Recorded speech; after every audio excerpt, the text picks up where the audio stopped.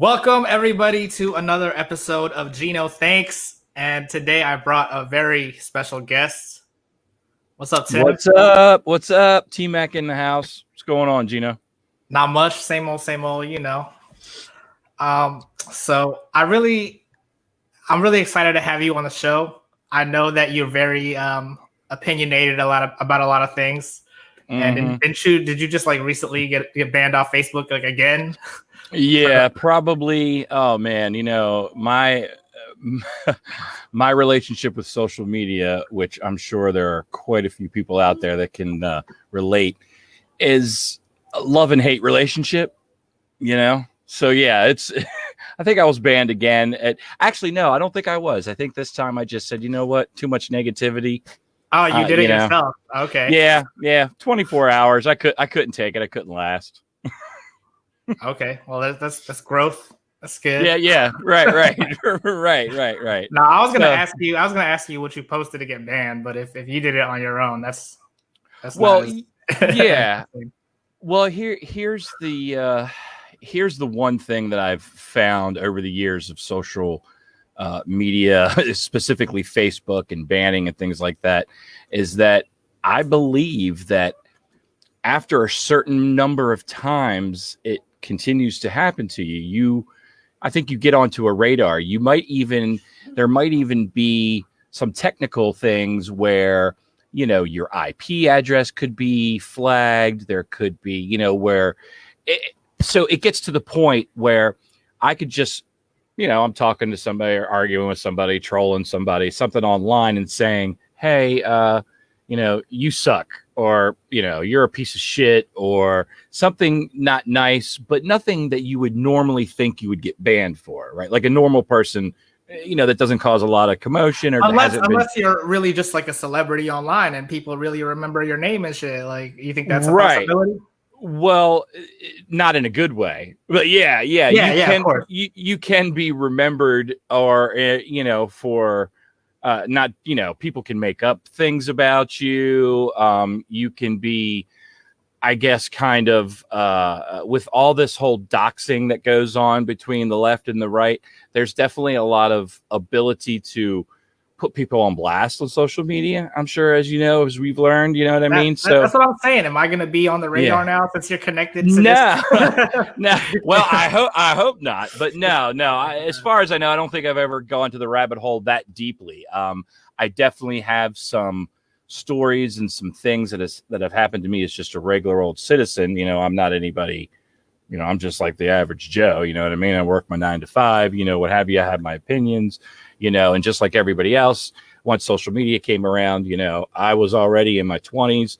So it was kind of like, ooh, this is interesting, and everybody nowadays, it just became such a hotbed of negativity, but just a hotbed of reactions, hotbed of everybody having an opinion, and now I think it's gotten past wanting to know about everybody's opinions. I don't think anybody gives a shit about anybody's opinions anymore. Everybody wants to be the person giving the opinion. You know what I mean? I think it's even getting past that. But, as just a regular Joe on social media, you can create that troll-esque vibe, and really put yourself into some trouble if you're not careful. And again, other people, and then, there's that people that just give their opinions and they can get in trouble. So, it's kind of being a bit of a provocateur, which, isn't always the best case for someone on maybe a more liberal side like myself. But, with this everything going on, and with the white supremacy and everything, the Black Lives Matter, the Antifa, everything that's going on right now, it's, if there was to be any type of war, or not war, it's a horrible word to use, but you see all the fighting in Portland and Oregon and all these little pockets of stuff breaking out, and it all goes from social media, whether it's somebody like me trying to troll somebody and they're taking it serious and getting really upset, or somebody doing it to myself or someone else from the right, whatever. It's really starting to activate people, and it's taking it from social media into the real world. So are you saying that you troll people? Is that what you're saying? I have. Yeah, I have. I definitely have. And not necessarily, I don't think it ever started out with that, like, being the intention. You know what I mean? Like, I just was like, oh, cool, social media. Let's go on and have opinions. And then 2014, 2015 rolled around. And then you started to see all the left versus right stuff. And then the next thing you know, I couldn't believe that, like, I was reading all these horrible, to what I believed were horrible opinions or thoughts. And I'm thinking, and it started out just people in my hometown, on social media, just being the people I went to school with, you know what I mean? And you go, oh, I never thought they thought that way. And then it just blows up, and it's become this literal, divide. That's what I'm saying. Do you think it has a lot to do with the area you're in too? Because Pennsylvania, like, what kind of state is that? Are they more of a liberal state? Well, they are actually fell to Donald Trump in the last election. Pennsylvania was one of those swing states, typically blue, because of Philly and Pittsburgh, but fell to Trump in 2016. The area that I kind of grew up in outside of Baltimore is a more conservative area. So when I really started to get into the social media world, and the whole, like, back and forth bickering online with folks and trolling and all that stuff, I was surrounded by people that thought slightly differently than I did. So it was, like I said, there were a lot of people, whether it be friends, family, cousins, people you went to high school with, you started to see these opinions. Everybody's just going off, and you're like, wow, I didn't think they were like that. And then the next thing you know, at least for me, I was, like, so upset by all these different opinions that I would just, argue with a random person, you know what I mean? And I think that stems from my age, not knowing, having one foot in the internet age and then one foot here. I think, I didn't really know how to handle social media at first. I didn't really know, hey, is this real, or can I just go on there and say whatever the hell I want? You know what I mean? Are there consequences to your words? You know what I mean? So that would be something that I would find as time would go on, that, yeah, there is, whether it's left or right or in the middle, there are consequences to your words. So yeah, that's definitely part of, that's also, like, a really big issue, because it's like obviously Facebook, they want to cover their ass, so they're going to try to take stuff down. But at the same time, it's like censorship. Like, how do you feel about that's just censorship, right? Like, they're trying to. So what if you were really saying something important and they could just decide to block you because they don't like what you're saying, even though what you're saying might open up minds and educate people, etc. Right. So where do you draw the line? Well, that's a good question.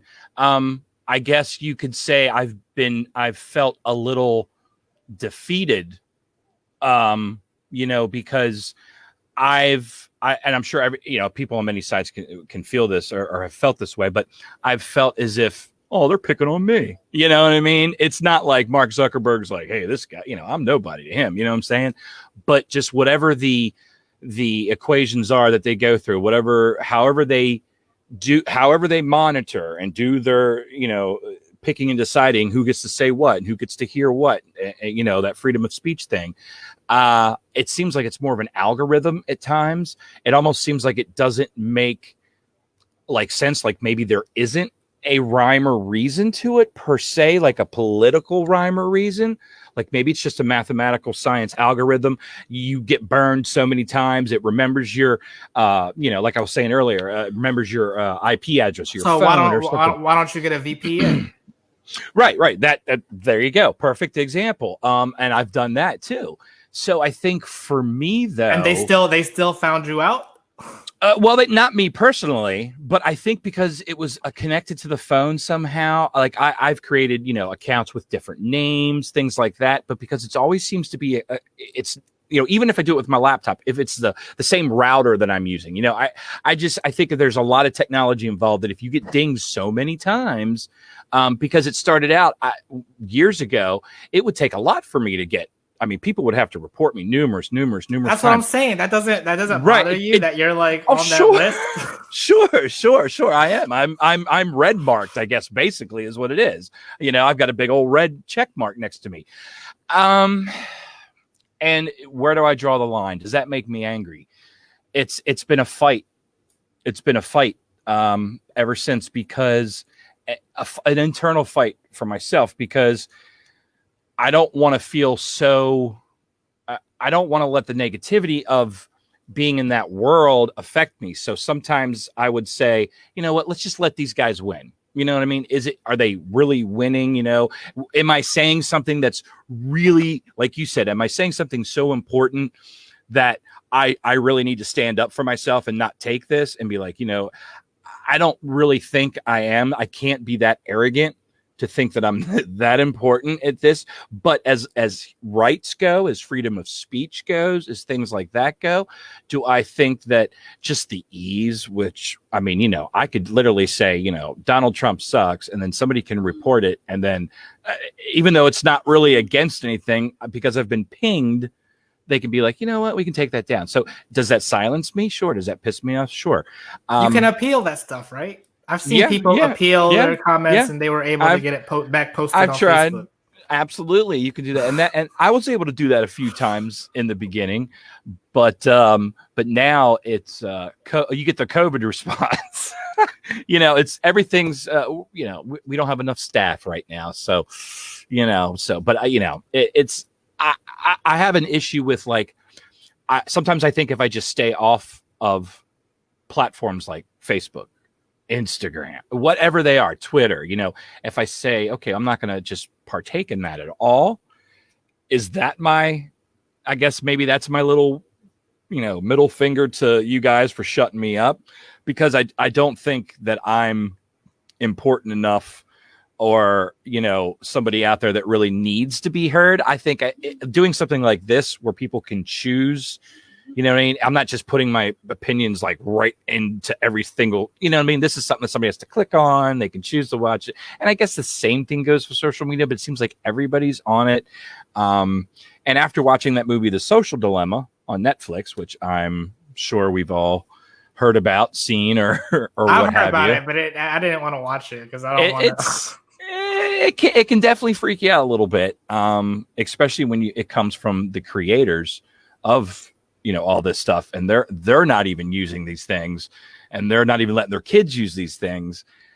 You kind of question, should I be using these things? You know what I'm saying? So I'm torn between the literal addiction of having to see everything that's going on at every moment, knowing everybody's opinion, putting my opinion in there, and then the reality of that's a real negative space. It's typically a very negative space. There are a lot of great things you can do with social media, but I think there are other platforms you can do it on now. There's so many platforms that I think maybe the negative ones like Twitter and Facebook, maybe it's not a big deal to just say, I think I'm going to stop using those. But again, does that mean the Zuck wins? Does the Zuck win? Definitely. Yeah, see, well, that's what I'm saying. First of all, let me just, like, because I have a problem with a lot of the times, like, they're not accurate. So, like you said, they've kicked you off for no reason before, and then even sometimes I would say some of their fact checking is wrong as well. Okay, you see what I'm saying? Yeah. So that's when you get to the point where it's like, what is he really trying to control? And then you talk about the social dilemma being it was by these people trying to warn you against it. That's just more of a way to try to silence you, I feel like. So I feel like it's even more so like, I shouldn't be silenced. And I feel like they got to you by getting you to delete your Facebook. Right. Okay. I see what you're saying. Now, do you think, though, wouldn't that hurt them, by not being on there, not being a human commodity, is kind of what they called it. You have oil commodities, you trade in commodities. Well, that's kind of what they're making, companies and ads are making like a half a cent and, a quarter of a penny, every little flash that you look at, and they're making all this money every time you look at your phone. So they're basically trading in our in us. You know, they need us. They need us to look at those phones. They need us to do that. Only if you're saying what they like. That's what I was saying.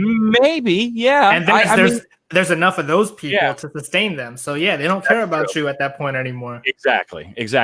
I mean, I don't know how much of is there really like this overlying arch that's kind of like purposely doing it. I don't know.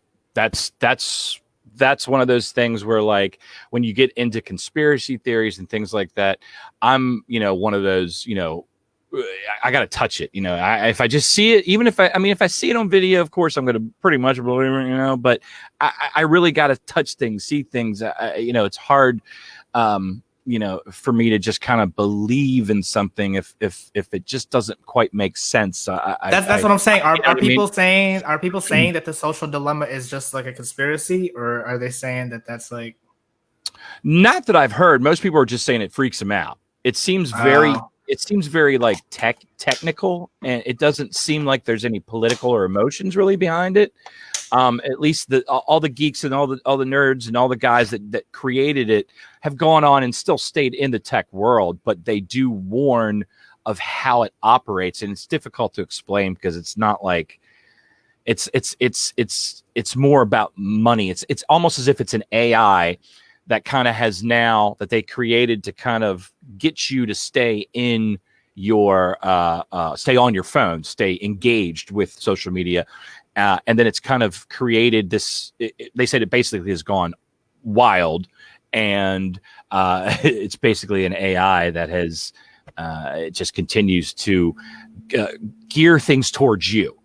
So imagine if this documentary came out a year ago and then everyone got off social media and then no one knew about coronavirus because that's where they get all their info from. Right. So that's what I'm saying. The pot, that's where you almost have to have a responsibility of how do you personally interact with social media? Do you know what I mean? Like, I have my that's what I'm saying. Right. Everybody. Why did you feel like you had to delete your Facebook? Why couldn't you just make react different to what you saw on Facebook? I think it's it's that addiction. It's that they say it's like gambling. When you pick up your phone, you're it's basically like pulling a slot. You know what I mean? You pick up your phone just to be like, ooh, what do I got? What did I get? Is there a message? Is there a notification? Is there this? Is there that? So I think, the addiction, I guess, plain and simple, it can be, and it's been classified as an addiction, social media addiction, in there with, depression and anxiety and things like that. And that was very strange of me to hear straight from, a psychologist's mouth. I said, really? That's a thing? And they're like, yeah, it's becoming a bigger and bigger and bigger and bigger thing, social media addiction.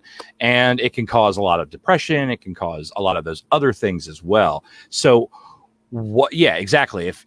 If I don't really, why do I keep going back and forth and getting off? Why don't I just stay on? Because it gets difficult when every time you post something, and like you said, it makes me so mad because I'm on for a day or two. I post something, next thing you know, I got a 3-day ban. I can't do anything. And it's as if, I don't know, do I really need Facebook specifically, not social media, but do I need Facebook specifically to survive in the world? 10 years ago, maybe not. Now, so many things are connected, and when I don't have it, sometimes I do feel like I'm missing out on things. Maybe I'm not staying as fully connected with some of the organizations, that I have. But again, I'm looking at nowadays, and I'm seeing all these different platforms, and I think there's going to be a run now on better platforms coming up soon. I know everybody's like, Facebook's going to just continue to rule the world. I don't know, man. If you think about it, Facebook owns a lot of stuff too. Like Instagram is still on its way up, and they're owned by Instagram. Yep. And I've stayed on that, but there's no arguing on that. It's interesting for me. And I think a lot of the older folks, they really like the ability to just diatribe, Let me tell you. A lot of people I see a lot of people argue on Instagram. I don't know who you follow. Okay. I follow a lot of like reality TV stars that argue and stuff on there. All right. Yeah.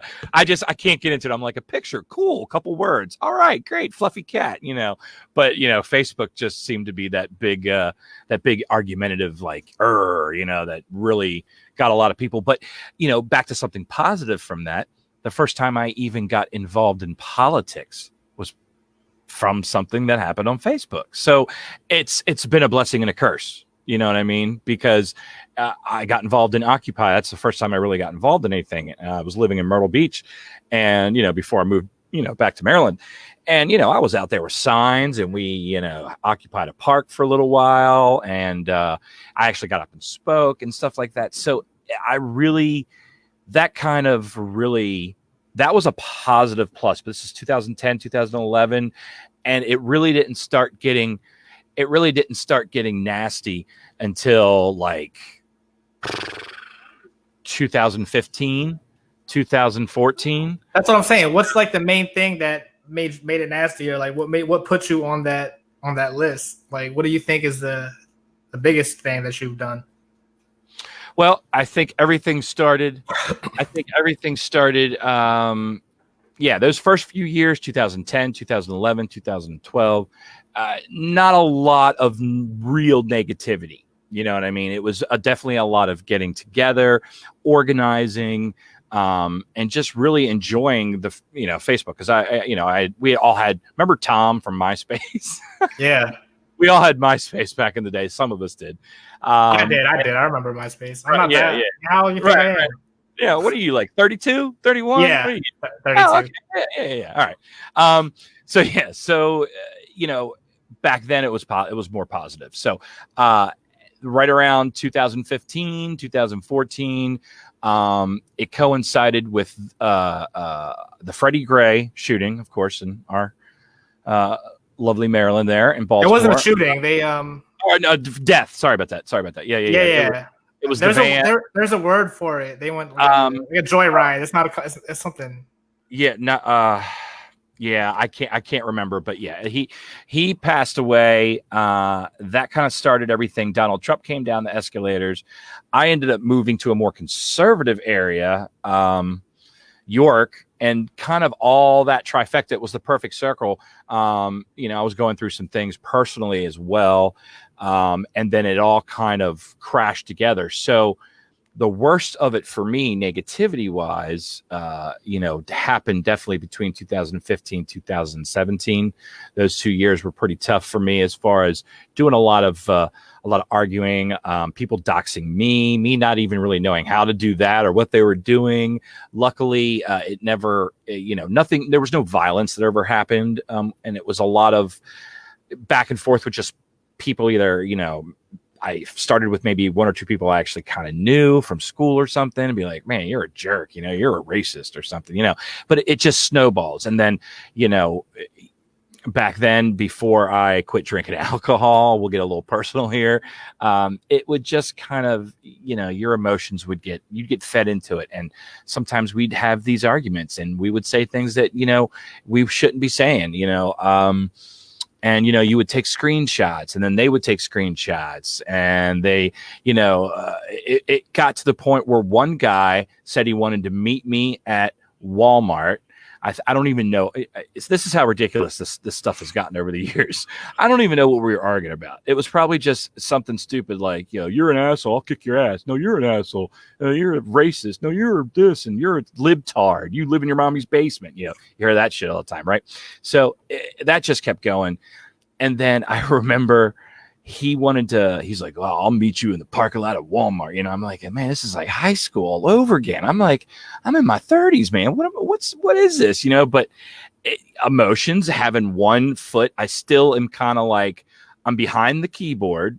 They can't see me. So unfortunately, there's that bravery that everybody gets. We've all, had a little bit of bravery, whether you're sending a text message to an ex or whatever it is, we all get a little bit of that bravery. And, you say some things you may not want to. Well, he showed up at Kmart. Michelle at the time was just my girlfriend. She said, don't go.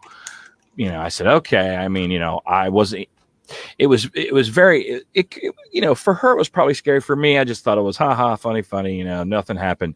But he sent me a picture. Now, he sent me a picture showing that he was there in the parking lot and he had a gun on his lap.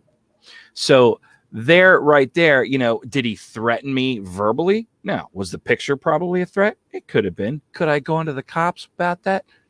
Yeah, probably, maybe. But at the time, I'm like, I'm not, I didn't show up. So, okay, whatever, tough guy. You had your gun on you, probably carried anyway. You got your, you have your license, everything. You probably got in your car all the time. So whatever, you know what I mean? Okay, stupid me. Let's not do this with people because some people out there ain't messing around. And that's the thing. So that was kind of, I didn't take it seriously then, but I kind of saw how serious other people took it. Yeah. So then I kind of had to be like, okay, so then, I don't want to scare my girlfriend at the time, and things like that. So, but it's a beast. It's an addictive beast. Honestly, that's why I got off Periscope too, because I saw some of that shit happening to people on there. Okay. Like, that was a big problem. Like there was, it's a possibility that they had planned it all out. But like literally, I have followed these certain people for like a couple months. At the beginning of quarantine, I was bored. Yeah. And so this dude was like from somewhere out of the country, and he woke up. I don't know. The girl was like telling him like, "Oh, go outside and check your mailbox." Somehow they had reached out to someone there, and they had put flyers of this guy, like his picture, and it was saying like, "Oh, I'm a sexual harasser," blah blah blah. Oh wow. And okay. There was like apparently they had flyers everywhere, and they like left a stack out in the streets and shit like that. You know what I'm saying? Wow. Okay. Yeah. And so that's why. Yeah, I was like, I need to get off of Periscope. Right. It wasn't you. They made flyers up. Right? No. That's what I'm saying. Sometimes some of the stuff I say on this podcast, I'm like, someone might want to make a flyer. I don't know. Well, we'll see. And right now, what I noticed this very last short stint on Facebook, right now, it's very big on the right. Their new boogeyman, their new N-word per se is pedophile. So now they want to like call anybody that's a liberal, a pedo. You know what I'm saying? And I mean, it's just, and if of course you're part of the LGBTQ community, well, you're definitely a pedo. You know what I'm saying? Yeah, let's backtrack on that. I do want to touch on that, but let's backtrack a little bit because you were talking about conspiracy theories. I just want to ask you real quick, what is the difference between Anon and QAnon? Are they different? Would you know? Like, interesting. Yeah. Anonymous came out. I don't know. Like, I mean, I don't know what the definition dictionary wise of it I'm is. just saying, I thought Anonymous was like a generally good person. Now people are saying correct, but QAnon is different. Yes. QAnon is completely different. QAnon Anonymous. I never really called it Anon. I always called him Anonymous, and I always equated Anonymous with the Guy Fawkes mask. Yeah, exactly. Beat for Vendetta. Right. Exactly. Yeah. Mm-hmm. Yeah. So that's what I always assumed was, with those guys, and they were more because they would use the muffled voice. They would send things out, just messages and things like that. And they seem kind of like to me, they seem like a worldwide version of Antifa, looking out for a lot of big time fascism, letting us know that, hey, these guys are, so yeah, in other words, a sort of good guy, like a good guy that wears black. You know what I mean? That kind of thing. How do you know that QAnon isn't a good guy? Because QAnon, they are represented. I don't even know what their symbol besides the big Q is. Their belief is that the entire system in America, at least, is run by a secret, society of Satan worshiping pedophiles. I believe that. Right, that's where the pedophiles come from.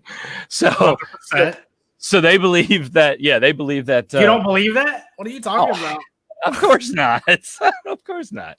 So they believe that there's I guess a bunch of Satan worshiping, and I guess they're all on the left. They're all Democrats supposedly, or something, and that Trump is. I mean, I've seen that. I think is the misconception.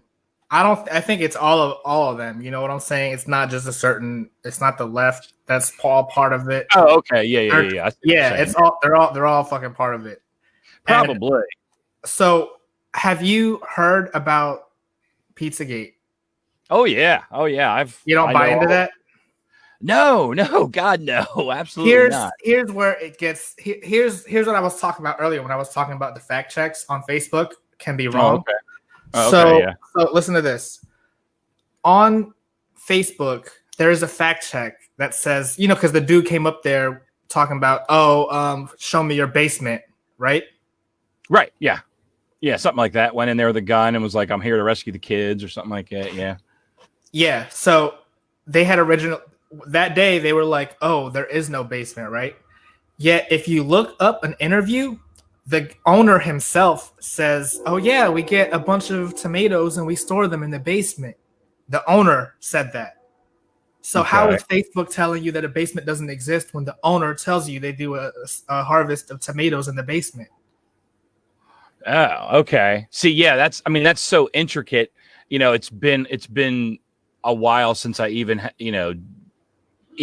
did any kind of fact checking when it came to Facebook, because I've been so using that as just a tool, an emotional tool to troll. You know what I mean? I haven't really been getting like solid, like I haven't been using it in a serious way and taking it serious, if that makes any sense. But that sounds like a bunch of bullshit. I mean, personally. Wait, which part sounds like bullshit? Which part? Oh, the fact that they're telling you that something's not there that's there. Exactly. It's like I'm saying, making a left when there's not a left road there. It's like, come on, guys. But that's what I'm saying. That's why I'm on the side of all that shit is. I mean, I'm not saying that it's all true. Right. You seem to believe that none of it is true at all. Not what QAnon's saying. Yeah, there's no way that. That's what I'm saying. I don't know specifically what QAnon is saying. Yeah, I mean, just from what I've heard, there's one guy at work who apparently claims that Tom Hanks is a pedophile. I busted out. He's on the list of Epstein's flight logs. He was on. Oh, okay. I see. So everybody's connected. Okay, I see. So everybody's connecting anybody that was with Epstein as being a child molester. I'm gonna guess. Shit. I'll tell you what, man. If that's kind of the deal with what's going on. Is if I was a famous person with all the shit that I've had happen to me, if I was famous, oh my God, I probably would have blown my brains out by now, because people are so dying for this information of like, yeah, this is true. Oh yeah. Oh, we got it now. And I'm just thinking to myself, you really got to think about it. I like the thought where when people on the say that COVID's fake, right? And they're like, COVID's fake, or it's not as dangerous as they say, and it's a conspiracy. And then you have to say to yourself, or say to them, the whole entire world would have to be on it. So if it's a conspiracy, it's not just the United States that would have to be a part of it. It would have to be everybody in the world. That's a lot. I don't think we're smart enough to have a conspiracy and a fake virus for the entire world. So there's just some things to me that I think social media has created rabbit holes, and so many people have gone down these rabbit holes, and they just go and they go until they find something and they go, ooh, that one makes sense. And then everything else continues to make sense because that one thing made sense. It sounded right. Or that one thing, Tom Hanks was on a flight log. You know what I mean? Does that mean he raped little kids? Of course not. You know what I'm saying? But that's the culture, you know what I mean, that we're in. Right. That's what we're going to think. But I'm just saying, like, there's, about Harvey Weinstein or Weinstein. I don't know how to say his name. If people like that can exist in Hollywood for years, and, they joked about it out in the open for years. You don't think that it's possible that a lot of these big name actors could be doing similar shit? No. So how come it's like ridiculous for you? I mean, I'm not saying Tom Hanks is guilty of whatever. I'm just saying, like, you seem to automatically think it's ridiculous and dismiss it right away. That's what I think is the problem. That's what they want you to do, is just dismiss it.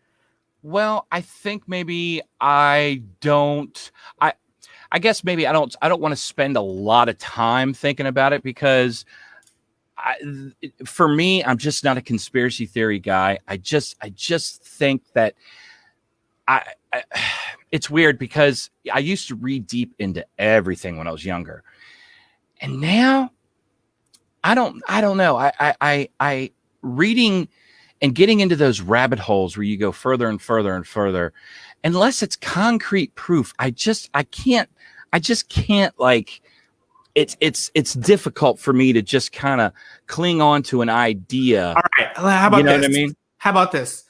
The CIA came out with a document specific. It was actually the CIA. It was like an investigation they did. They uncovered certain pedophile symbols, right? They were known symbols. This is from the CIA. That pizza place in DC, that was their logo, but they changed it. Why would they change? Like, why? You know what I'm saying? Because the people found out what it was. But see, that's the thing is like that kind of stuff, like, and maybe that's maybe this is me. Maybe you're right about everything. And I'm not saying I'm right. I don't know. You know what I mean? I'm just saying, yeah. I think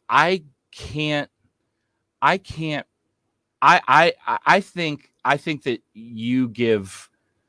I think you're giving people too much credit. I think you're giving, I don't think we're smart enough to be that secret. And that I think that I personally, I'll be honest with you. This is what I personally think. I think that as a society as whole, I think, particularly America and Americans, are not the brightest. 40 to 50 years of lack of education, funding, taking it out of cities, especially with minorities and city folks, things like that. I think that, again, social media and all these things that you can go online and create and make as real, you know what I mean? Even though the fact checkers say it's not, you can even go to a fact checker that says it's real and go to another fact checker and that place says it's not, you know what I mean? Everything it's what's real, what's not. So it's gotten so many people confused and so many people want to find all these things wrong that I guess, I personally just think that, I think that see, I don't want to say this, but I think that maybe, if you're if you're a little bit, maybe, I don't want to say the word more educated, but I feel like maybe, yeah, I think maybe some people just want to grab a hold of something. And okay, let's do this real quick. Say, for example, that's all correct. Say, for example, there is a pedophile ring at Comet Pizza. Okay. And say, for example, that yes, they had a symbol and there is this ring going on and there are these men and women that want to have sex with underage people. All right. Or kids or whatever, underage, whatever. What would, besides that one guy that went there, what would be the correct course of action as a citizen? Okay. To take with that. Okay. First of all, you would want to definitely go to the police or the FBI, right? Because they're part of it. They're part of it. You can't do that. Okay. So you're just gonna give up? You're just gonna give up. So you're saying let it happen. No, you're saying that again, I think you're giving people too much credit. I think you think people are that smart. That means you're saying that police, FBI, CIA, government, Hollywood, whoever else you want to throw in there are all together on it. Well, no, let me clarify. I don't mean that they're all together, but if one person from that organization is in on it, the other nine people aren't going to turn them in, so they might as well be all together. That's what I mean. Okay, so kind of like the good cop, bad cop. Hey, you're a bad cop, even if you don't do anything bad, but you don't say anything about it. You're okay. I got you. I'm just saying. Okay, let me just make a little analogy real quick though. Do you listen to Tekashi 6ix9ine at all? No, I don't. No, I know who he is though. I know who he is, but no, I haven't really. So when he came out with his album, right, no one played it. He was blackballed. It wasn't showing up on Apple Music. It wasn't showing up, even though he had he had 200 million views. It wasn't showing up as number one on the trending. Right, if the music industry can do that, what do you think the news industry can do? You know what I'm saying? Right. So, well, let's go back to that thing just real quick, just so I kind of have a little reference on that one. So I kind of remember reading about that. So yeah, he put something out. It was super popular. I remember him going on his Instagram and saying something like, motherfuckers are not even putting my shit out, and this is bullshit. So again, I'm a novice on this as far as I'm a layman. I don't know how music works. I don't know, like, in my day, you got a record deal and you made money that way going out in shows. Now everything's digital, everything's views. So if these companies are able to take his music and push it aside and not allow it to be played and that kind of thing, even though it's the number one song, that is absolutely no. So what do you think the news is doing? I don't accept that at all. If music can do that, what do you think news is doing? That's what I'm saying. Well, but that's one song by some guy I really don't give a shit about. It's not that important to me. I'm just saying they have that power. So if they want to, he's important to a lot of people. That's the thing, and they can still make him disappear. You know what I'm saying? So why wouldn't the news be able to do that? They can make whatever news they want disappear. That's what I'm saying.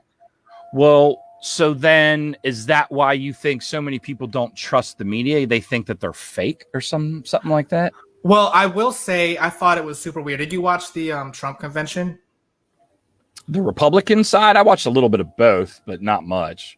The Republican, the one where they were interviewing Trump, Sarah something. I forget her name. Sarah Guthrie. Oh, you mean the town hall? Just a couple. Town hall. That's what I meant. Yeah. So first of all, I thought it was really weird that they were even bringing up the child pedophile ring on a fucking like town hall. Like, you know what I'm saying? That to me is, and then so I thought it was really weird how she worded it too. You know what I'm saying? She was like, okay, so why don't you tell people that it's all fake? Basically, is what she said. Is how she said it, right? Right. Oh, so why is she telling him how to answer? If how come, when they were trying to get him on white supremacy, they didn't ask him like that? How come, they were trying harder to get him to answer a certain way with this? You see what I'm saying? I see what you're saying. That to me makes it fishy. But just the fact that they're even bringing it up at all, period, is like, damn, this shit is like really real now, because it's more than a conspiracy if they're asking him questions about it. So that's so interesting. Wow. Okay. So I just watched something about this where it said that a lot of folks, if it becomes more normalized, if you start to hear about it more often, that in turn makes it real. So that is amazing. So that, that's right here. So, okay. So because they're mentioning it more and more and more often, and the way they're saying it. That was a separate that was a separate kind of comment. But my main thing was the fact that how she worded it. Like, she was like, "Oh well, and this is ridiculous, isn't it? And don't you think?" You know, what I'm saying that she was basically guiding him to an answer. Why would she do that if that wasn't part of the agenda? Well, that's the thing. I didn't see it that way. How did you see it? I saw it her as being a woman and a mom and saying, dude, this shit's fucking ridiculous. Why don't you just tell everybody this shit's fucking ridiculous? So there's the difference. That's how I took it. You took it as, we need you to say this is ridiculous. So and the white supremacy question, how come they couldn't word it like that? How come they were? I would have. Exactly. Yo, that shit's horrible. Denounce that shit too. So again, wording, it's just, I guess, we have so much film, so much video, so many things for us to rewind and watch, and we start to get these ideas of what we think is going on. And maybe I'm probably, to a lot of, QAnon folks, I'm probably what they would consider a blind person, someone that hasn't opened his eyes or doesn't see the truth, things like that. And of course, in my mind, I'm the opposite of that. I think that I am the one seeing the truth, and that they're all being blinded by things that they're creating through social media, through, their group comments and their things like that. And then, when things start to, when you start to talk about things, they permeate into real life society. And now that's why he's talking about Antifa all the time and stuff like that. So people now think that Antifa is real. Antifa is not even an organization. So yeah, that's what I'm confused about too. It's like, yeah, they're not even an organization. So any liberal or progressive is anti-fascist. So everybody on the left is Antifa. I mean, that's pretty much just the way it is. So, but because that has become in the mainstream media, now everybody, you go to a Trump rally and you ask somebody, what's a big threat? And that Antifa, what is Antifa? I don't know. They crazy, evil, demon liberals, people don't, they just hear things and they continue to spew them out. I've done it on the left, you know what I mean? I've done it, I don't want to do it. But I just think that there's something that has to be said about just the ability for all of us to just create our own narrative. It's not just our own narrative though. You hear it's rampant in Hollywood. You hear about these actors that were child actors come out later on talking about what happened to them, etc. Think about how many people like don't care. Think about how many. I mean, if I was a child actor and someone was like, "Oh, like you can just do some shit with this director and we'll get you in a movie," I would do it. No complaints, probably. You know what I'm saying? I don't care. I was trying to be famous as a kid. I always wanted to be an actor. You know what I'm saying? Right. Yeah. So yeah, I would totally. That's what I'm saying. So think about how many people that just really don't care. You know what I'm saying? Yeah. So, but then there are already a lot of people like Corey Feldman and Macaulay Culkin and shit, right? Like whoever that dude was that was with Kevin Spacey, like, and that's why I think Kevin Spacey he's a big name actor up there with Tom Hanks. So that's why I'm saying like it wouldn't be. It's not like that came out of nowhere. You know what I'm saying? It's like how come Tom Hanks is in all these movies and like. I don't know. Yeah. Ever since I've always wondered how these same actors get these like easy roles and shit, and they, you know what I'm saying, getting paid ridiculous amounts of money. It's because it's like hush money almost. That's how I see it. You know? Yeah. Oh no, there's stories of oh god, the country Judd, what's her name? Ashley Judd. She had big time problems with Weinstein and would not suck that motherfucker's dick or watch him jerk off. And she was blackballed. And that's why after like 2005, you didn't see her in any movies anymore. She came out and said the same thing with what's her name? Marilyn Manson's ex. No, you know what? I saw someone else had said a theory before, and it's like they only start coming out once they stop casting you for stuff. She was probably doing that shit, and that's how she got casted. She aged out. He was like, "Nah, you're done." And so now she wants to come back and be like, "Hey, by the way, guys, he did this, etc., etc." And I said no. And I said no. Yeah, even though it was just this time, she said no. I mean, allegedly. Right. Right. But I'm saying, so you can't really say that it just is coming out of nowhere. That's my point. Yeah. I guess probably I haven't been paying as much attention to it because, like I said, I kind of go, I kind of do that, you know what I mean? And that's probably not the smartest thing because, you really want to know kind of where everybody's coming from. But yeah, but I think if we all can step back from social media just a little bit, maybe try to do it for more good. I love having the accountability. I love having a camera on your phone. So when something happens, at my job the other day, a guy was backing out of a spot and a woman was coming up the street and he almost backed into her, almost hit her, right? Didn't hit her. She throws a milkshake on his truck. Okay. She's like, whoa, and just reaction out the window, boom, milkshake on the truck. He jumps out. First thing he does, jumps right in front of the car, opens up his camera, boom, films her and gets down, gets the license plate, right? Now, normally you'd be like, all right. And then they'd get out, you'd get and be like, but she threw a milkshake on him, right? So, something's going on. So check it. He jumps out of his truck. She guns it. He gets on the hood. She guns it. He falls on the hood and just guns it up the street. He's hanging onto the hood like this. And finally she gets into traffic and she was going to run into another car, so she had to stop. He was able to roll off, hands all cut up, bruises everywhere. Is that video on YouTube? I need to see that. It's not, but I will send it to you. I had to get it today because it was somebody from the car dealership across the street got it. So I will send it to you when we're done here. It's, the guy's a nice guy. He's a regular at my shop. He's great. Poor guy. And the girl that hit him, he was able to roll off, open his phone back up, get the license plate, and now she is on the run. They know where she lives, but she has not been there.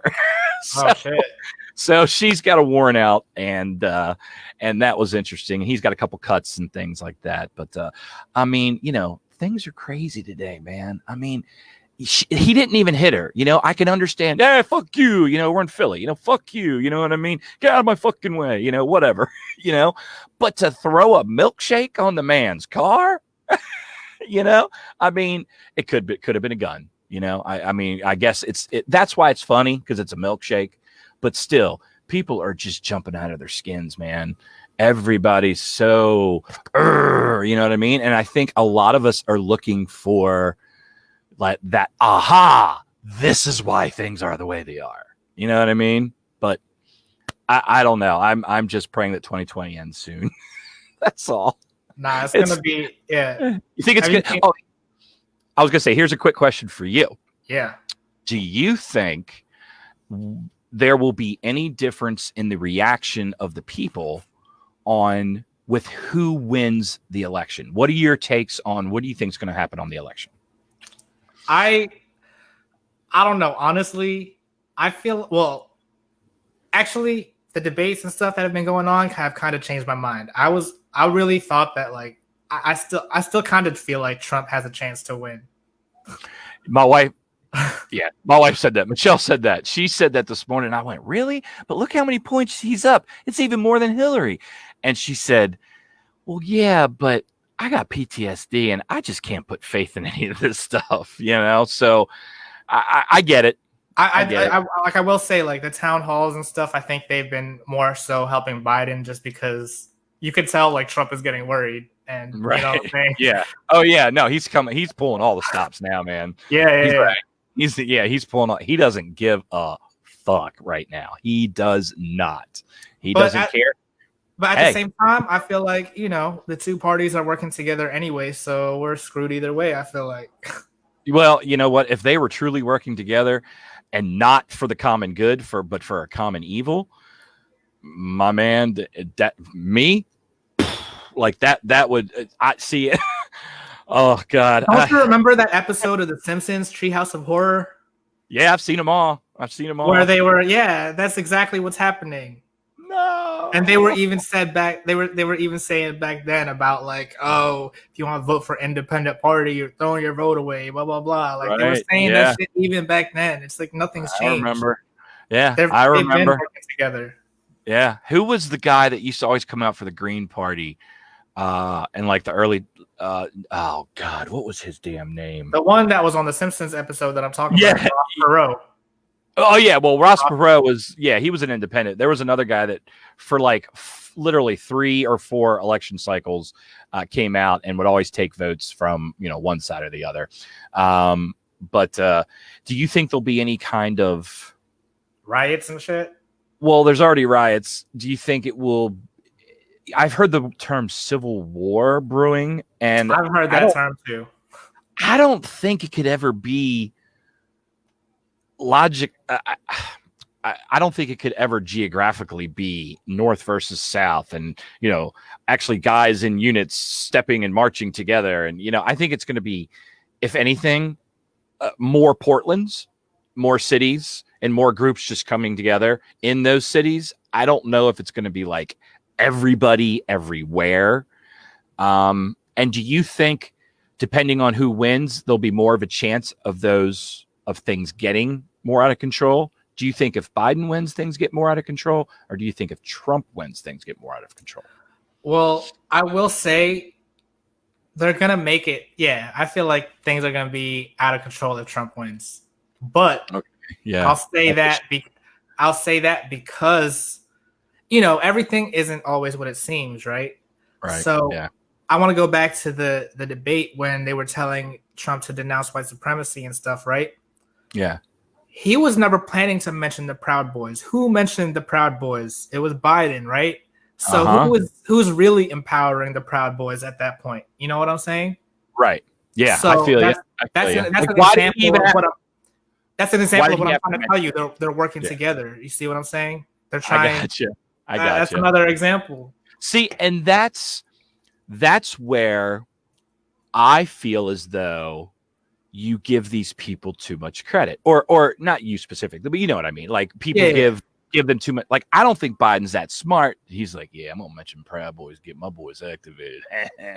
You know what I mean? Like maybe stupidly, but I and I guess maybe it's because I've always been. This is gonna sound weird, but I've always felt as though I could read people pretty good.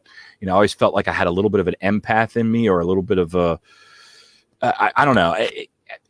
And I've been, ask Michelle, there's been a few times I've been pretty good at reading people and kind of understand them spot on.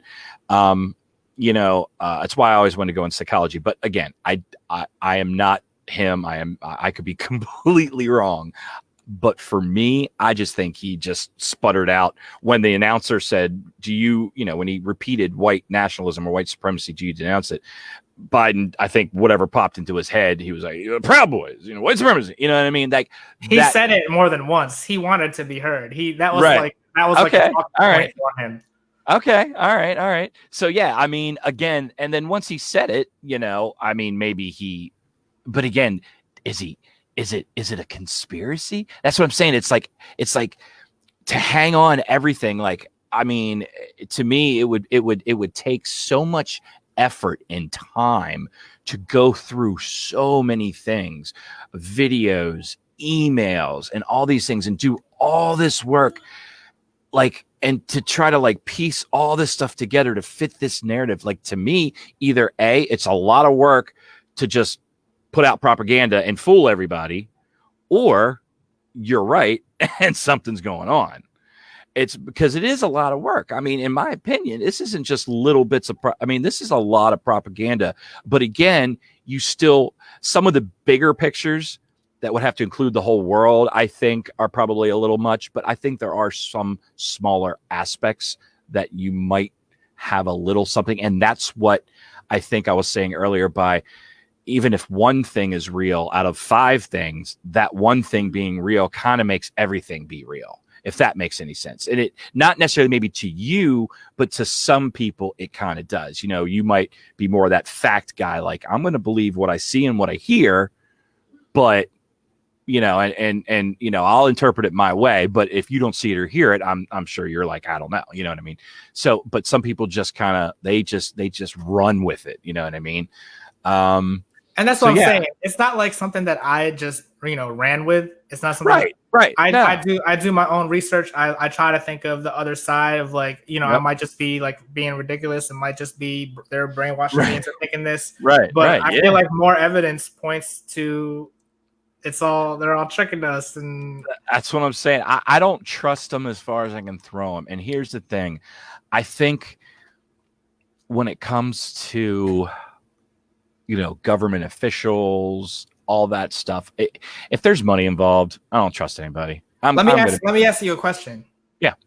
So is it not obvious that the government puts drugs in neighborhoods to bring down the neighborhood kind of thing? Well, I don't think government just puts them in there. I think that the way the money's allocated, I think funding is allocated, the way there's no education, there's no internet, there's no computers. I think now, is it somebody putting drugs in there and then making everybody like a drug addict? I don't necessarily, because now that I'm living, here in Philly and even in Baltimore, most of the people that lived in the hood weren't drug addicts. They were drug dealers. You know what I mean? That's what I'm saying. But I'm saying the drug cartels and stuff are funded by the government, which then bring it into those neighborhoods, and then they're the dealers that to them. You see what I'm saying? Right. They don't know they don't know that they're getting their drugs from the government. But would you say that it's possible? Where do you think your dealers get their drugs from? And then when you bring it all the way up to the top, who do you think that is? Is that not the government? Would you think it is? Yeah, I mean, I would not. I put it to you this way. I don't know. I don't think a regular person. Asked them. I don't think a regular person, down the street would know how to make like fentanyl or something like that. They probably got that. Yeah, absolutely. They got that from some higher ups, and they were distributing it, right? Yeah, so, that's that. I have no idea about that. But yeah. Okay, well then I don't want to say my next thing. Well, fine, I'll say it. Go ahead. Let's say that you believe that, and because I believe that. So if they're able to do that and they're able to sell drugs and stuff, like the government is able to sell drugs and stuff, right? What's stopping them from selling kids? Okay, I see. Okay, all right. So there's like this. Everything has a connection or a flow to it. Yeah, that's why I'm saying it's not just I see it, I believe it. It's like everything seems to have a connection to me. Okay, gotcha. And I guess I would definitely have to spend more time, investigating, doing my own research, things like that. So I don't put it past anybody because I've seen. I've been around, I've seen a good bit of crappy shit happen in government. I've seen the way, federal agents are, using sniper ports and shooting bullets and tear gas at people. But then I see the other side of it. I don't put it past anyone. I may not subscribe to the whole conspiracy theory in itself, but would it shock me if any of this stuff is true? No. Would it? But I definitely can see there could be some higher power. And maybe it's my ego and my narcissism. I just there's something in me, man, that just says I just don't think everybody is quite that.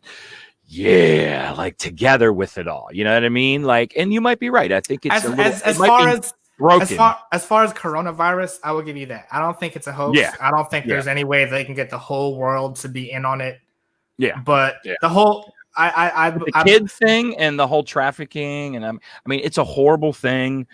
It's one of those things I don't even really like to talk about. So. It sucks that like QAnon has gotten, into this whole, the whole pedophile thing. And then with, Epstein and I'm one of those old schoolers that's like, I don't want to talk about that shit. I don't want to think about it. Like, yeah, those guys are crazy. Like I would want to, like that guy that went to Comet Pizza. I'd want to, if that was true and I had kids of my own and could really relate to that. Oh my Lord in heaven. And I had guns, tons of guns. Yeah, I would probably want to be a hero too. Maybe not me personally, you know what I'm saying? But I'm what they call big pussy. You ever see you ever see The Sopranos? No, I haven't seen The Sopranos. There's a character named Big Pussy. We'll just call me that. But I run from everything. No basements for me. But yeah. So I think it's just kind of. I definitely can see something. There's something out. I mean, I don't know what, but yeah. Did you watch that documentary on him on Netflix? On who? On which one? On Epstein. On Epstein? No, I didn't. Did I watch that one or was there another one? I watched something. I don't think I watched the actual one on Netflix. No, but I did watch a few like little things kind of right after everything happened before the Netflix thing came out. I seen a little bit, but I think the Netflix documentary really ties a lot of what you're talking about together that I may not kind of know about, like the manifests and different things and different people he was contact with and stuff like that. I mean, I knew that there was a woman involved, either his wife or friend. Ghislaine Maxwell, yeah. Yeah, with short hair, I believe. And she's in jail right now, and she has said that she has videos of two politicians involved with underage people. Yeah, and so I'm wondering why they're not giving this if they're not making her give out this information before the election. If one of them could potentially be one of the candidates, one of those right? Guys. Right? Yeah. I mean, I would pick, probably Donald over Joe if I was to guess, but let's hope that You're right. You're right. You're right. I don't know. You ever see Black Mirror on Netflix? I've seen parts of the first season, and then I've seen all of first season and then parts of the second season, but I kind of Did fell you off. see the episode where they had the politician fuck the pig? Yeah, that was like the first episode, wasn't it? Yeah. That's what this kind of like. I mean, like it's gonna get to the point, man, where like, yeah, there's either or something's gonna have to give because, whether or not all these conspiracy theories from QAnon are true, enough people are going to believe it, and there's got to be some kind of break eventually. If there is any kind of real connection, there's got to be some. But like you said, what can be done if there's no one left? Like, do you leave it up to everyday citizen? You know what I mean? If everybody's involved in it, that's what my brain is so hard for me to comprehend. Conspiracy theories that have so many big people involved is like, how would you get them all together on the same page? And then who would be the person to take care of that? You know what I mean? Who would be the one to fix it? Who would be the superhero per se to come in and you know what I mean, and figure it out? Because if everybody, that's, and I think some of us don't want to think about that, and maybe we are putting our shades on, because we're like, it's too much, I can't. Because look what happens when you try to do something about it. You saw you know about what happened to the judge that was assigned to Epstein's bank case or whatever, right? Yeah. So how many? Yep. I didn't even know shit like that really happened. That sounds like some shit that comes out of happens in a movie. Right. Yeah. But I mean, but then they said that the guy that did the shooting was a lawyer, and that he was like oh God, I can't remember what group he was part of, but some kind of like male chauvinist group that they didn't believe. Oh yeah, no, that's them trying to, you know what I mean? That's wait, them trying to spin it. Yeah, I feel like that's a spin to try to make him seem like not credible. Okay. All right. Like, oh, don't listen to this guy. He was just.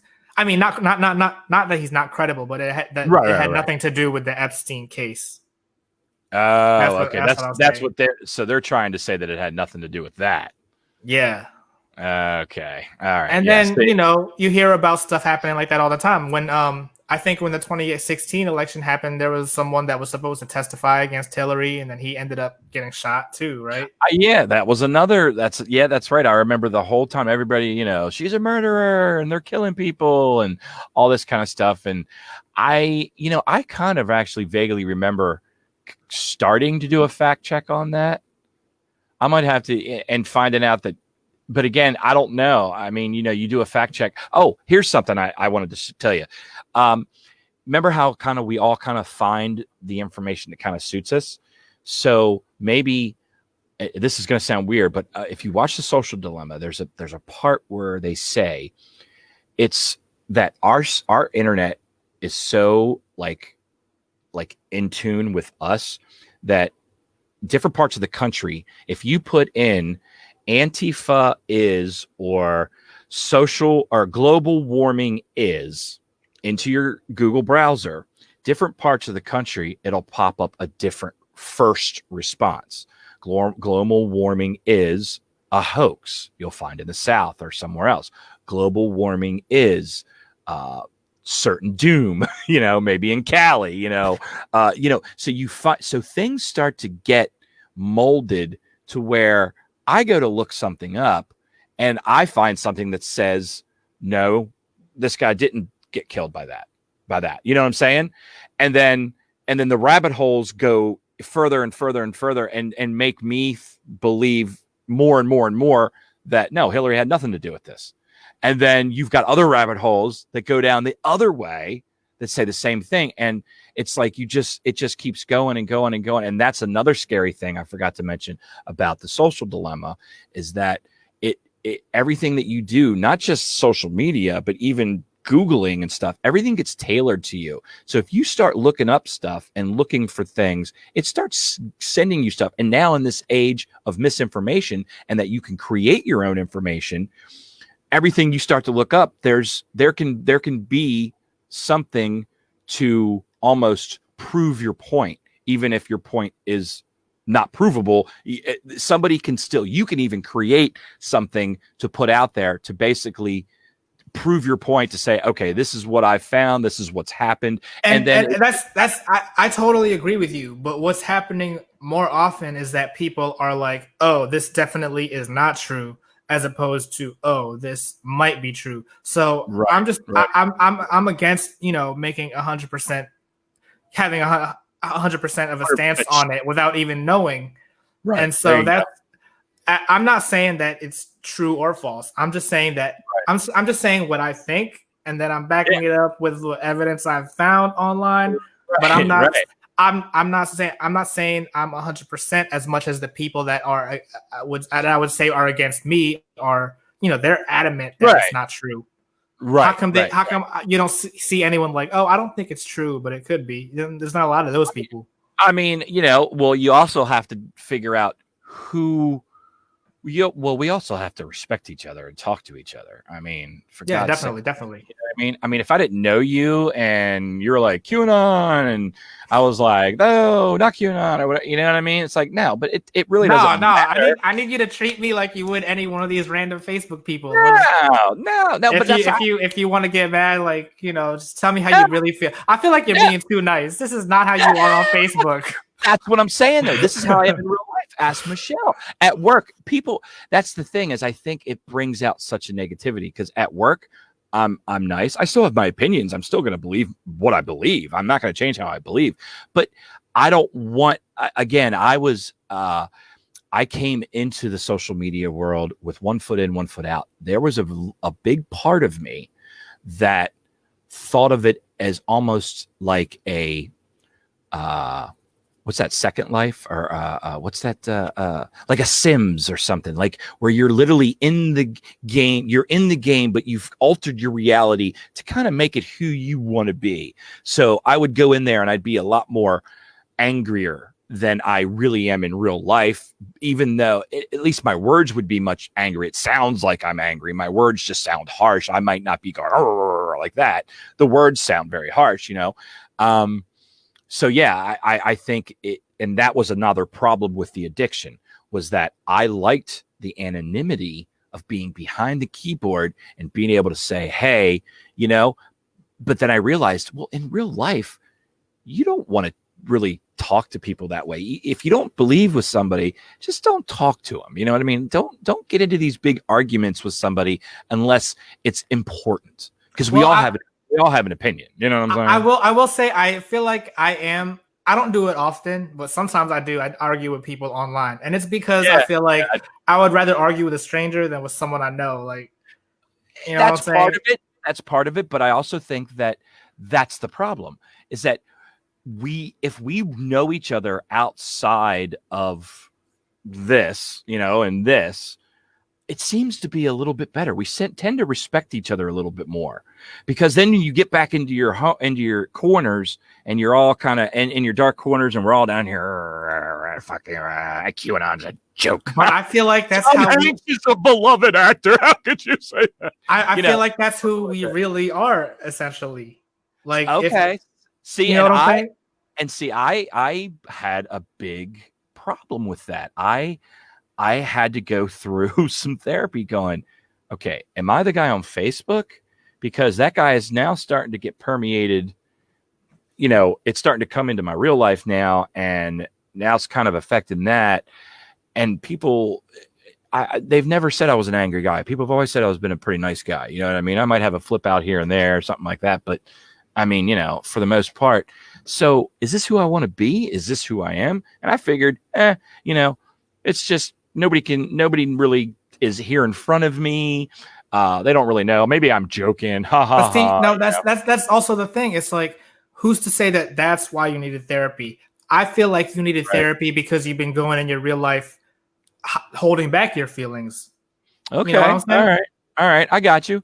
And that might be why you're exploding online when you do show how you really feel. So you got to find that middle ground too. I used to say that it was cathartic.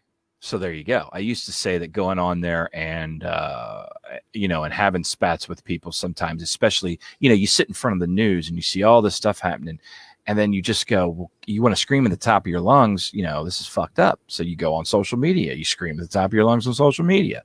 So yeah, I mean, that could be it. Again, it was for me a personal decision where I couldn't handle it in a way that made me personally happy, if that makes sense. So I don't want to say that I got scared off or that they won or they beat me. I want to say that I'm trying my best to stay away from it for my own mental health, because mental health is definitely a big thing. But I don't want to close myself up so much that I just, you know what I mean? If I don't want to just get off of social media and then be like, okay, I don't want to be involved in news or anything anymore. There's no way in hell. You know what I mean? I spent my 20s like that. I didn't give a shit about politics until I hit my 30s. It's important. All these things are important. My number one most important things are probably the same things that are important to you. Healthcare, cheap healthcare, good living wage. I don't want to live paycheck to paycheck. All that good stuff. College debt gone. Boom. Bye. Let's have some school. All kind. We can get into all that. They need to abolish all student debt. Exactly. We can get in another conversation on that. So if it comes down to the wire, we have so much more in common. We all do, I think, than we don't. I know that seems hard right now, but just you and I, we both consider ourselves probably progressive, liberal, I would think, somewhat, right? Do you consider yourself conservative? I wouldn't think conservative necessarily. No, I consider myself independent. I would say. Okay, libertarian. I mean, libertarian, yeah. That's the problem. Libertarian is more on the conservative side. I got you. I feel you. Okay. And so, right. First of all, I'm not even fully libertarian, because I know there are problems within that itself. Right. You know what I'm saying? Right. I got you. At the same time, and you've been really, like I said, you've been really nice to me on here, but a lot of times when I give people that anti-left kind of. They get butthurt. Yeah, that's what I'm saying. And so I'm I not appreciate. Gonna get butthurt. I don't know. Even you're a good person. You're a good human being. I would never, ever in a million years, no matter what you said, unless you were a fucking pedophile or some shit, I'd be like, Tino, you're dead, man. But you know what I mean. But no, you're a good dude. That's what I'm saying. Is it doesn't to me when people. That's what I'm saying. I think for me, the addiction was I just wanted to go on and I wanted to yell. I just wanted to be like, this is fucked up. This sucks. I hate it. I don't know what else to do. So is a podcast better than commenting? Oh God, for me, yeah. I mean, I think I've done better doing this than I would on. At least I can get my point across. But is this the real you, or is this the you holding back? No, this is me. I mean, I'll probably get looser if I do more of these. You know what I mean? Yeah, definitely. Because this is my first time ever doing one, so I'm just trying to get used to trying to look at the camera, trying to just talk and keep interested. Michelle said, "Be interesting." So, just kind of, as long as I get what's up, because she could be a guest too. Where is she? I thought she was sitting right there. She's watching Bly Manor or something. I don't know. Anyway, but yeah, now, as I get more comfortable, but I this is what I like though, because I see a lot of uber cancel culture millennials and Gen Zers at my job. I see a lot of them that are like, please refer to me as they, them. And I understand that. And I'm not against that. I'm older, so it's a little harder for me to kind of get used to, but I respect people's wishes. I have no issue with that. But I will say that they're coming from an older liberal bitch like me. I will say that it gets a little much sometimes when it's just like this constant barrage of negativity of you can't say that, you can't do this, you can't do that. Oh, can't watch this, can't watch that. And that's what I'm saying. And that gets a little much, in my opinion. It seemed to be that back in the day, it was liberal, that's obviously the good side, right? Yeah, right. But now it's coming to the point where you see they're the intolerable left. That's what I'm saying, man. Like comedy would hurt, it would get to the core. It cuts through all that bullshit. That's why comedy. And then when people stopped laughing, dude, I mean, when I can't, say a joke because it might offend someone, but that's why it's a joke. They're made to be offensive, but offensive in a light enough way. And you know what I mean? So yeah, we've gotten to a point now where, if you can't just relax, and I understand another thing, anxiety levels have gone up. So many things have gone up for the younger generation. So, a part of me wants to kind of be like, okay, yeah, I get it. You guys are super anxious. Things are fucked up. I get it. But I mean, why do you have to cancel, George Washington? It happened 250 years ago. Why do you have to, down here in Philly, we've had a whole thing about the Columbus statue. I mean, I'm on the side of removing it if that's what they want. I don't care either way. If that makes sense. I don't know if I should. I hope no one hates me because I don't care either way, but I don't. Like, I'm living today. I don't need to be reminded of, I'm not a big statue and things of the past anyway. I mean, whatever, but I'll be on the side of good or history or right. And if that side is taking it down, then cool beans.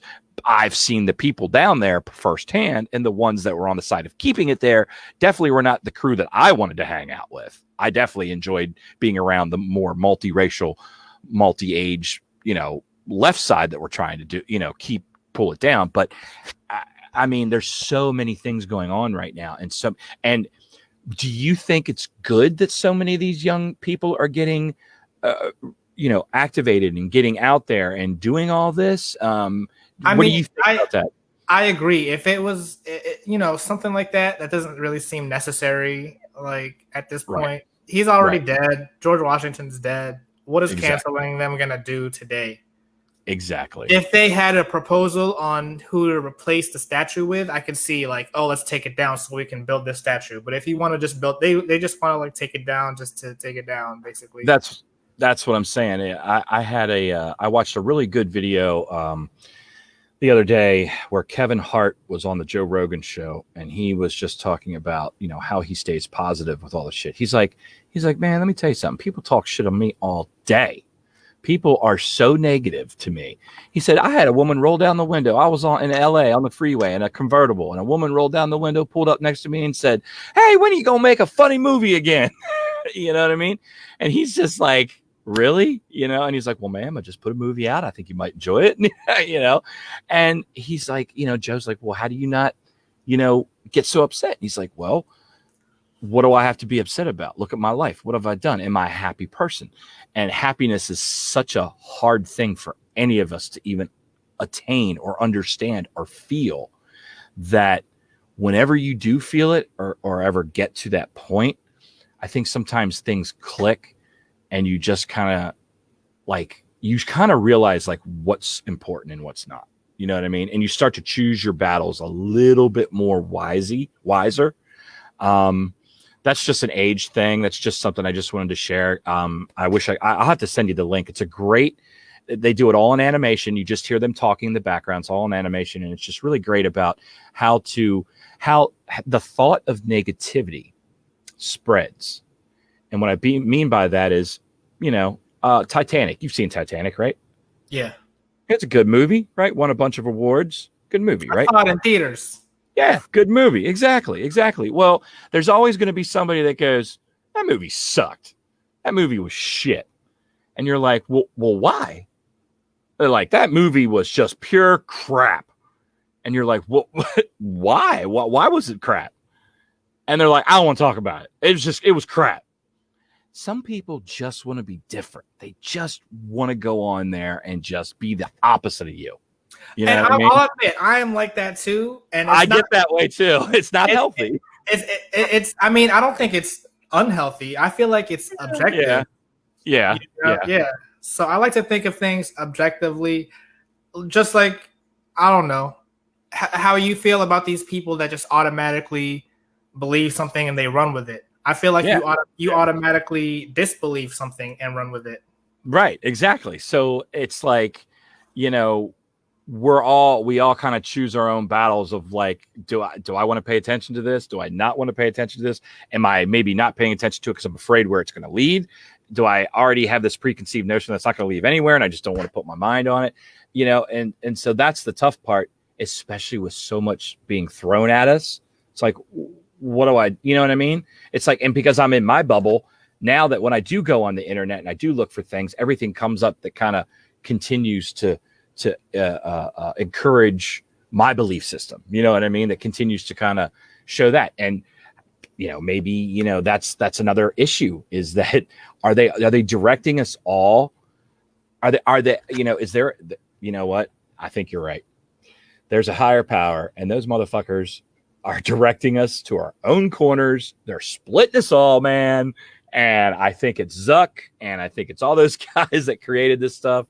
I don't know, but it does seem like the way these things work, they continue to fortify our beliefs, whether they're left, right, or center.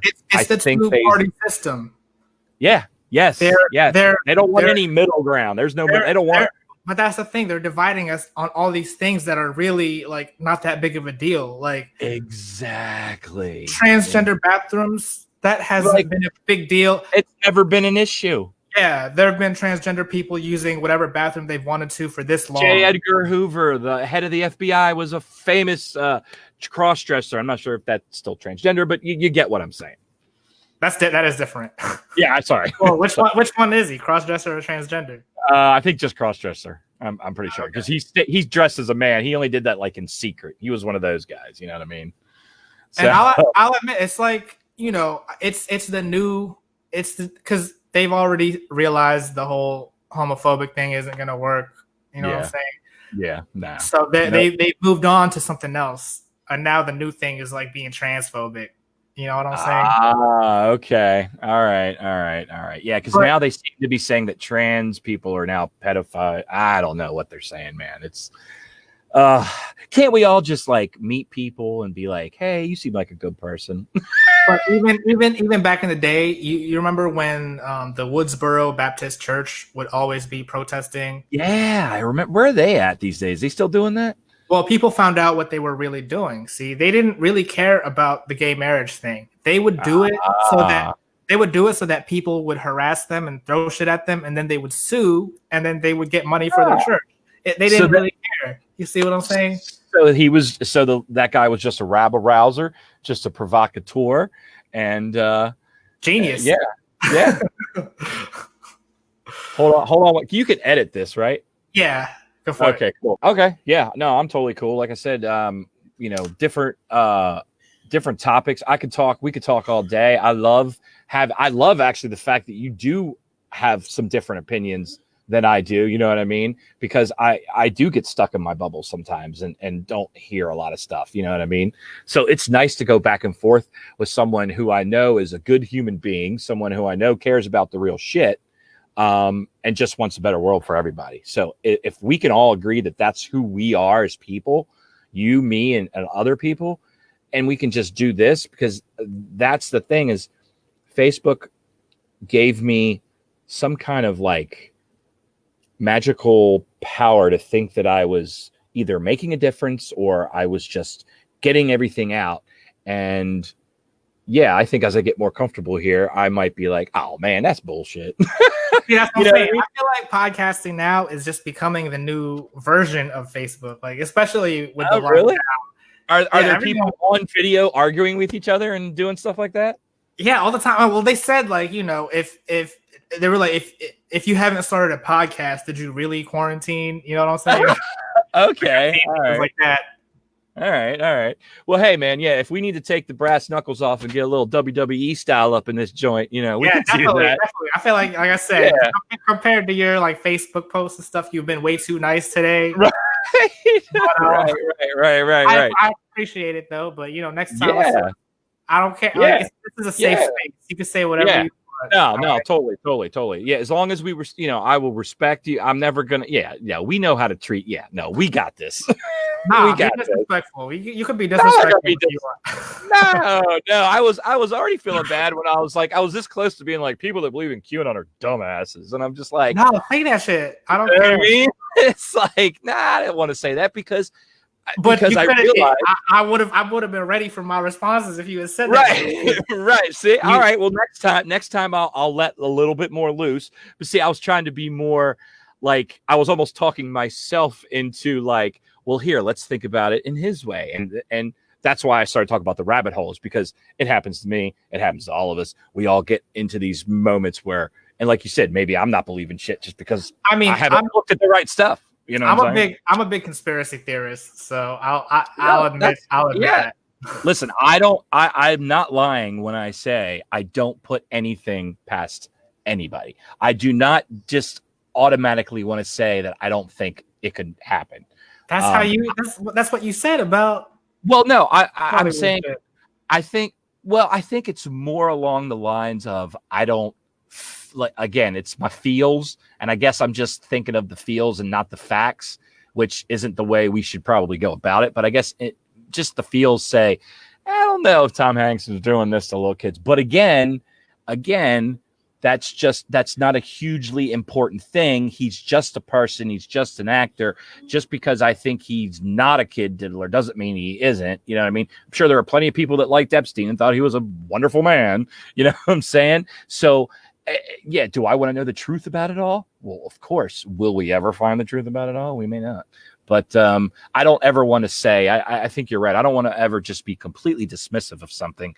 The whole thing, the only thing I will say I can be pretty dismissive about is anytime you mention like demon sex, I gotta go. Yeah, I gotta go. That's what I was trying to figure out. It's like, how come Trump didn't go to her when he needed a doctor? Exactly. Yeah, she got pissed because he didn't take the what was that, the malaria drug that they were pushing? Hydroxychloroquine. Yeah. She tweeted out like the second day he was in the hospital, like, he should be taking hydroxychloroquine. I thought he took it as a preventative thing like months ago. Well, yeah, he did, but she tweeted that she was mad that wasn't what they were using to, like, I guess, because they got a new deal on a new drug, Regeneron, so they went with that. That's all the government does is buy drugs and shit. I feel like. I mean, you watched. Do you ever watch John Oliver at all? He did a story on Farmer Purdue, and dude, those guys, they just created basically synthetic heroin just to get the entire country addicted. I mean, it's just crazy, man. It's crazy. I haven't seen it, but I definitely think that when you have 50 people that have more money than 75% of the rest of the country, and when you have that kind of power and that kind of money, I think anything is possible.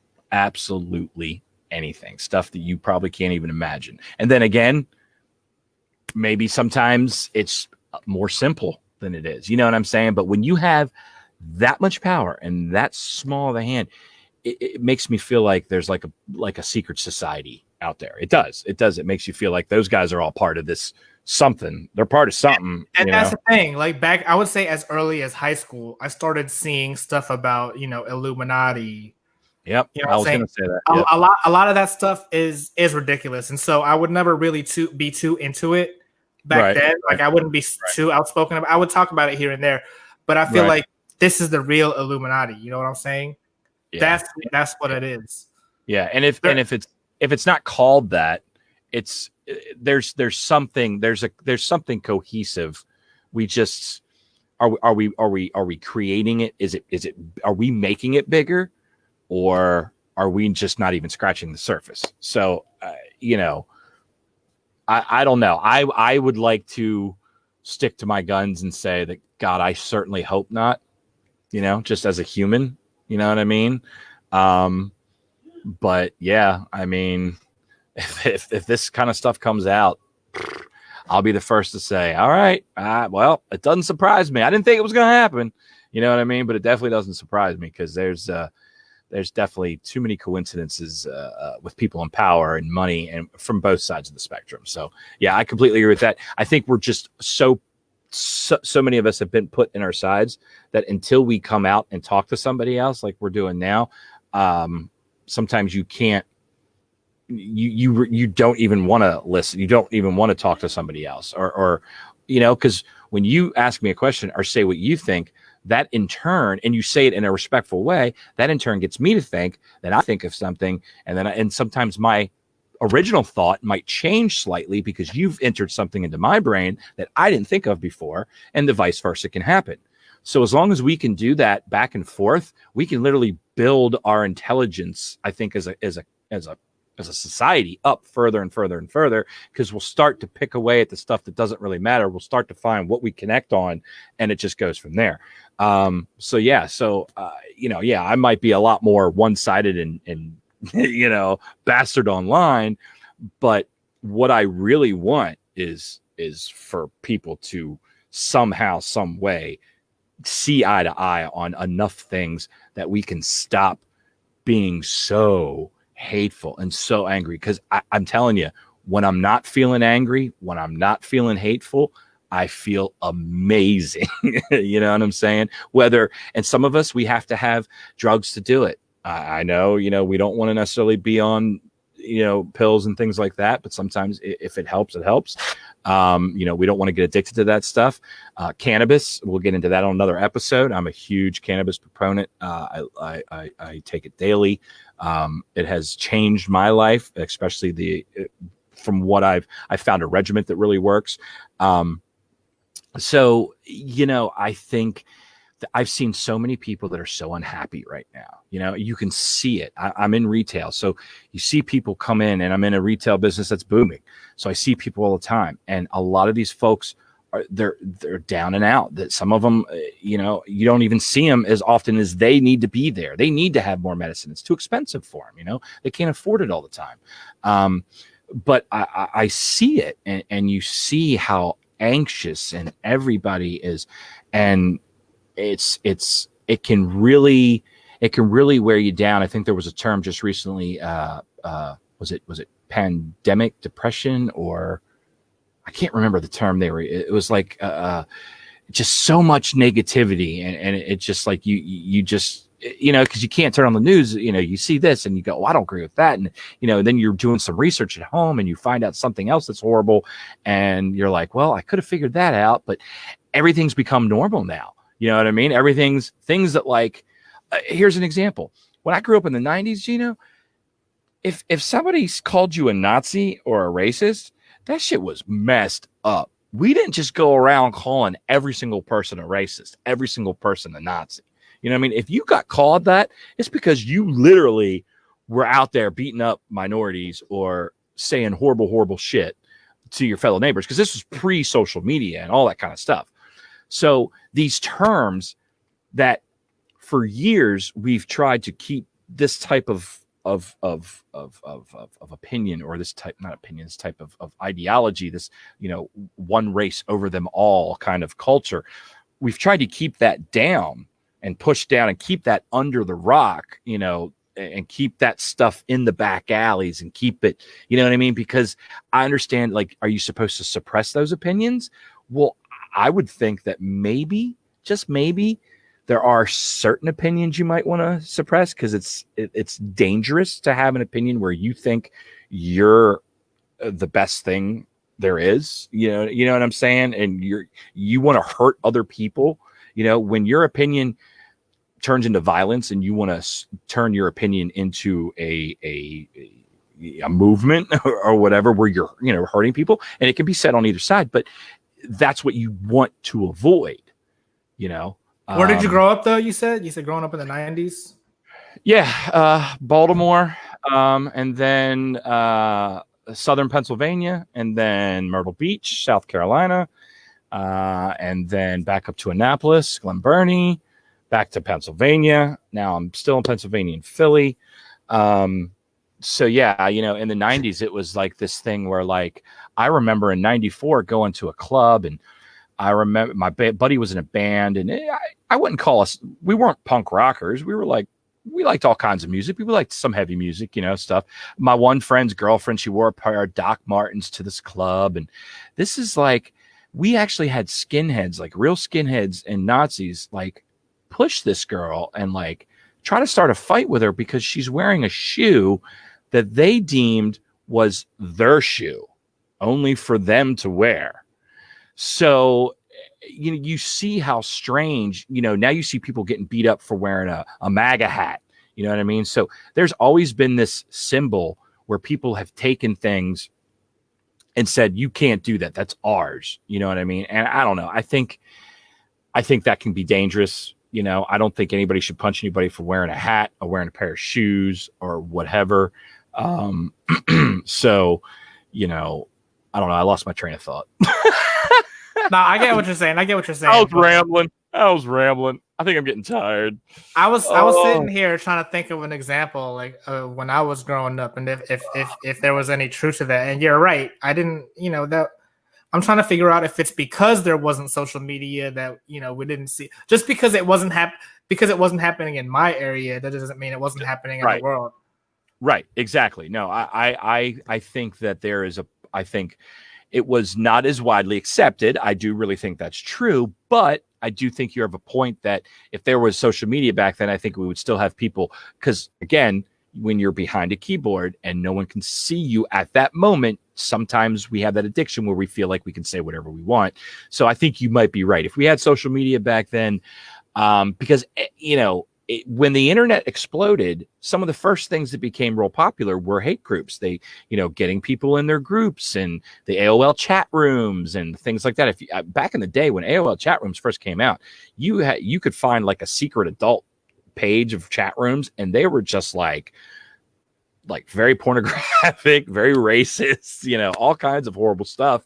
So I mean, eventually the negative side of humans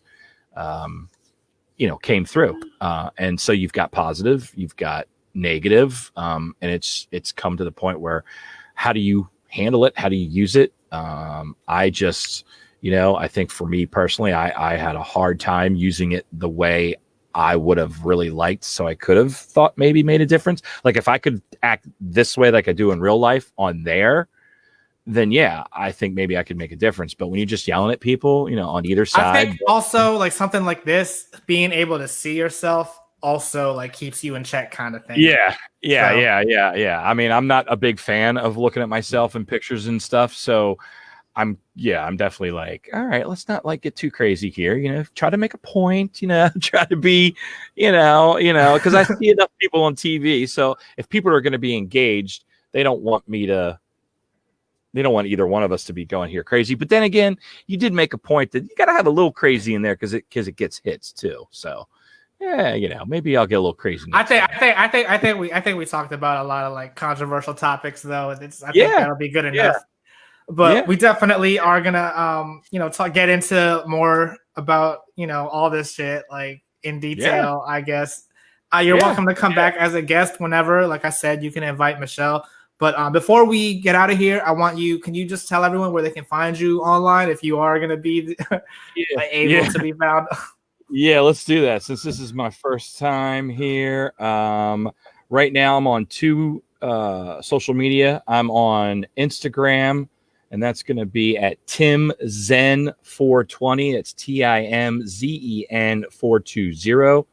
And I'm also on Periscope. I might every once in a while pop up on there, but I don't know. I've seen what you talk about. If people start popping up into my window there and going at it with me, but hey, it could be interesting. So on Periscope, who am I? I don't even know who I am. I'm Fulcrum, FULCRUM. Otherwise, I am at TimZen420, also on Periscope. So TimZen420, Periscope, Instagram, and we'll see if I get Facebook or Twitter back one of these days. All right, sounds good. Thanks again for stopping by the Gino Thanks podcast. My man, it's great. Right. It's been great, man. It's been awesome. I hope you do many more. Thanks. All right, I'll see you later. All right, now do I get off?